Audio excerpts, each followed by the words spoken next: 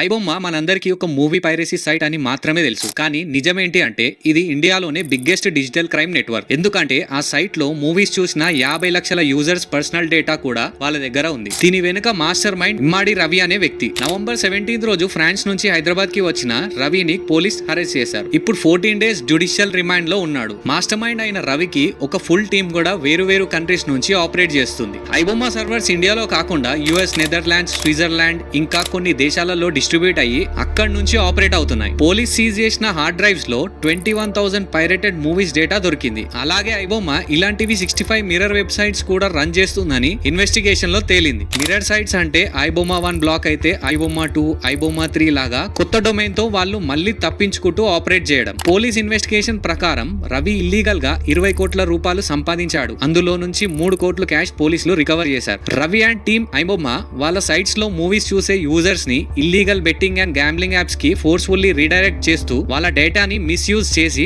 Money సంపాదించాడు. Ravi arrest అయ్యాక iBomma site మొత్తం షట్ డౌన్ అయింది. ఇది తెలిసిన తర్వాత టాలీవుడ్ సెలబ్రిటీస్ పోలీస్ యాక్షన్ ని ఓపెన్ గా సపోర్ట్ చేశారు. ఐబొమ్మ పైరసీ వల్ల 2024 లో టాలీవుడ్ ఇండస్ట్రీకి 3,700 crores లాస్ వచ్చిందని ఫిలిం ఛాంబర్ చెప్పింది. సో ఏదైనా అన్నోన్ సైట్ ఓపెన్ చేసే ముందు మీ పర్సనల్ డేటా వాళ్ళ చేతిలోకి వెళ్తుందని ఒక్కసారి ఆలోచించండి.